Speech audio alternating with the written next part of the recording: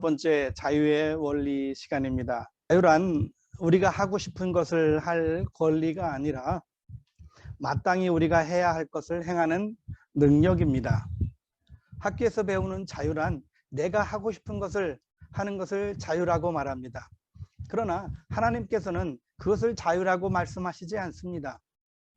하나님께서 우리에게 말씀하신 자유는 우리가 마땅히 해야 할 것을 하는 능력을 자유라고 합니다. 선교사 바울은 로마서 6장 16절에서 이렇게 설명해 주고 있습니다. 하나님의 율법으로부터 자유함을 얻는다고 하는 것은 죄의 종이 되는 것이다. 반대로 하나님의 의의 종이 되는 것은 죄의 속박으로부터 자유함을 얻는 것이라고 설명하였습니다. 하나님의 율법 안에, 하나님의 보호 아래, 하나님의 계획 안에 있는 것이 자유라고 하는 것입니다.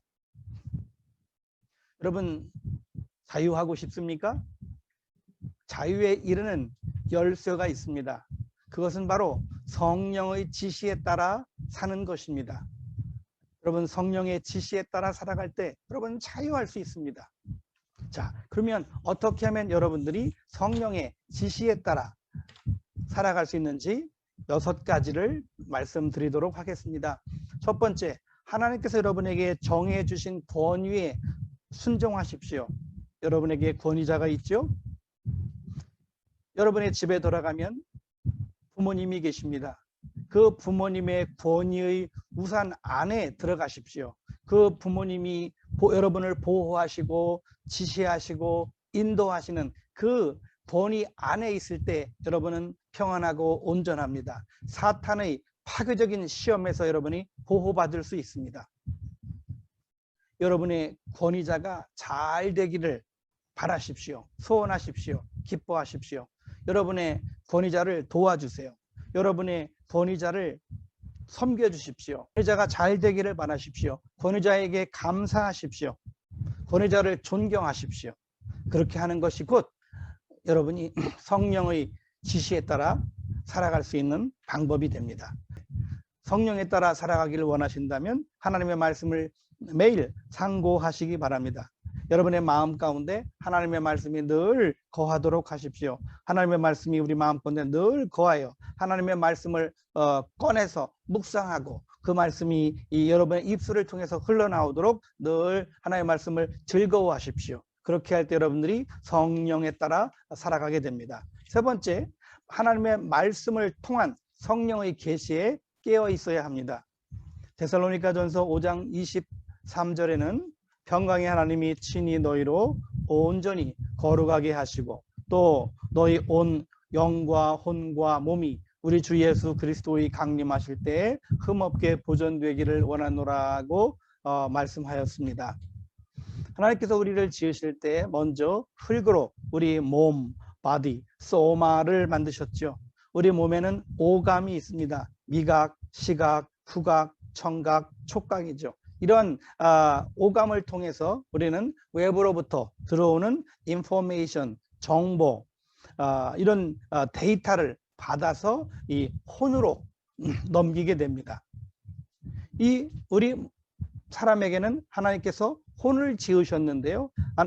창세기에 보면 하나님께서 흙으로 사람을 지으시고 그 코에 생기를 불어넣으시니 생명이 된지라 그렇게 되어 있는데 영어로는 살아있는 혼이 된지라 living soul이 됐다고 그랬습니다. 우리 사람에게는 혼이 있습니다.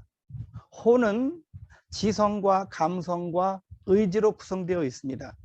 이 육신을 통해서 들어온 데이터 정보를 우리 혼이 판단하고 결정하고 육체에 명령을 하다랍니다.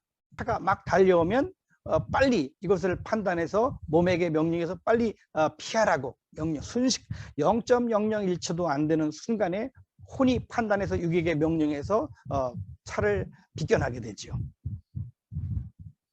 또한 이 바른 판단을 하기 위해서는 영이 도와줘야 합니다.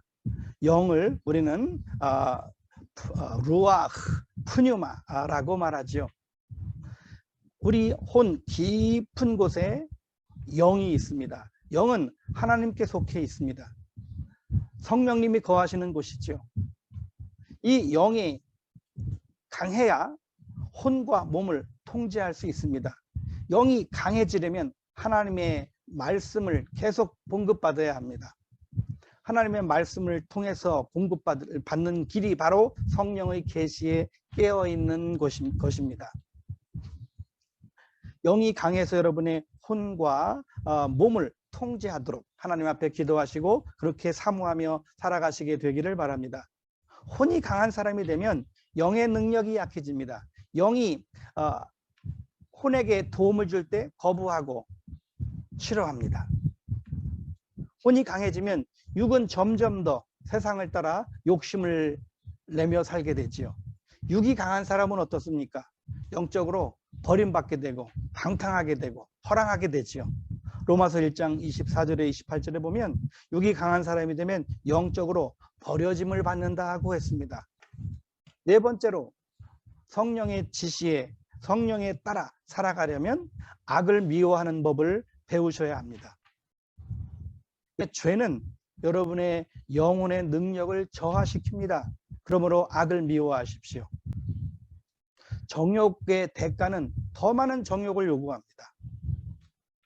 적당한 처음에 죄를 빨리 회개하고 끊어내지 않으면 많은 핑계가 들어옵니다. 합리화하게 됩니다.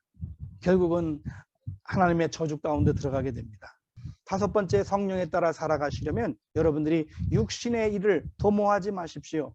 로마서 13장 14절에 오직 주 예수 그리스도로 옷 입고 정욕을 위하여 육신의 일을 도모하지 말라고 했습니다. 사단은 악한 것을 통해서 역사합니다. 여러분 속에 악한 것이 있습니까? 하나님의 말씀은 악한 것으로 인해서 회방받습니다.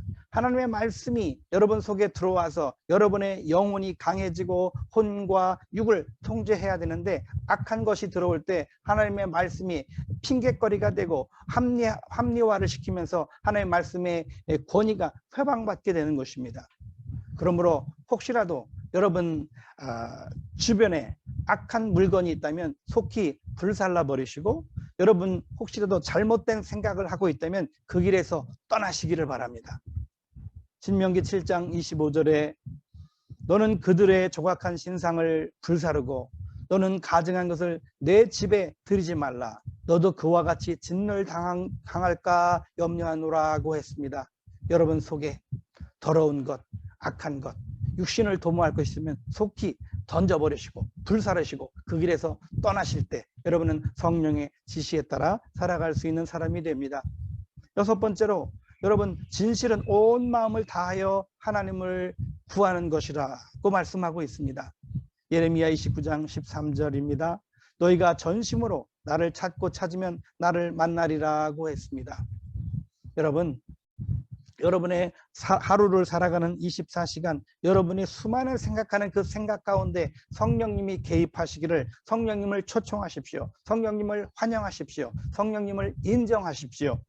여러분이 친구 만나기를 좋아하죠? 친구를 만나서 대화할 때 성령님이 간섭하셔서 이 대화 가운데 하나님이 영광 받으시고 나와 대화하는 이분이 격려받고 인정받고 기쁨을 얻을 수 있는 그런 사람이 그런 친구 관계가 되게 해달라고 성령님을 초청하십시오.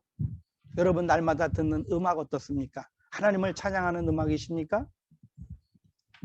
삶을 방종하게 하고 방탕하게 만드는 음악입니까? 성령님을 개입시키십시오. 여러분이 사용하는 돈은 어떻습니까? 그 여러분이 사용하는 그 돈을 통해서 하나님 앞에 영광이 됩니까? 이웃의 유익이 됩니까? 악한 길에 들어서게 됩니까? 성령님이 개입하게 하십시오. 성령님의 도움을 받아 여러분이 사용하는 그 돈을 통해서 하나님이 영광을 받으시고 이웃들이 기쁨을 얻게 하시기 바랍니다. 여러분 말은 어떻습니까?